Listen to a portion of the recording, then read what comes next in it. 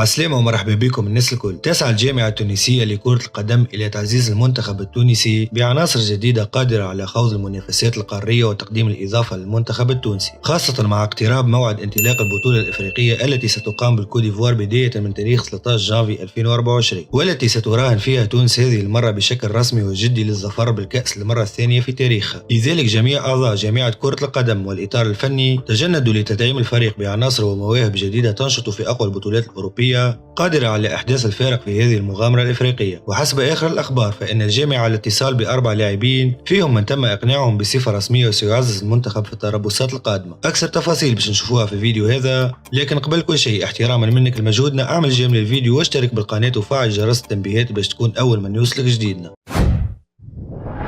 أكد وديع الجري خلال الجلسة العامة للاتحاد التونسي لكرة القدم يوم الجمعة 2 سبتمبر المنقضي دخول الجامعة في مفاوضات جدية مع عدد من اللاعبين أصحاب الجنسيات المزدوجة، وذلك بهدف انضمامهم إلى المنتخب الوطني خلال المسابقات الدولية القادمة. وحسب المعلومات المتوفرة من مصادر موثوق بها فإن هؤلاء اللاعبين هم كل من هيثم حسن جناح سبورتينغ خيخون الإسباني الذي وافق على تمثيل المنتخب التونسي رغم أنه يحمل الجنسيتين الفرنسية والمصرية، وفضل الانضمام إلى زملاء حنبال المجبري خلال التربص المقبل الذي سيقام في شهر أكتوبر، وذلك حتى يجد بعض الوقت ليثبت نفسه في فريقه الجديد سبورتينغ خيخون الإسباني الذي انتقل له هذا الصيف. يوسف الشرميتي مهاجم إيفرتون الإنجليزي صاحب الجنسيتين البرتغالية والتونسية والذي رفض الانضمام للمنتخب الوطني في وقت سابق، تسعى الجامعة التونسية لكرة القدم في كل مرة إلى إقناعه للعدول عن قراره وتمثيل نسور قرطاج في قادم المواعيد. أيمن السليتي جناح فاينورد ومنتخب هولندا للشباب صاحب الجنسيتين الهولندية والتونسية والذي سبق وان تم اختياره من ضمن أحسن 50 موهبة صاعدة بالعالم حسب صحيفة ذا تايلندز الإنجليزية. وأخيرا وسيم العبروقي صاحب الجنسيتين الفرنسية والتونسية والناشط في فريق ليون الفرنسي، النادي الذي كان وراء إظهار العديد من المواهب التونسية على غرار كل من حمزة رفيع لاعب ليتشي الإيطالي وشيم جبالي الذي تم تصعيده مؤخرا للفريق الأول. لهنا نوصلوا لنهاية الفيديو، مشكورين على المتابعة، ما تنساش باش تعمل جيم للفيديو وتشترك في القناة باش تكون أول من يوصلك جديدنا.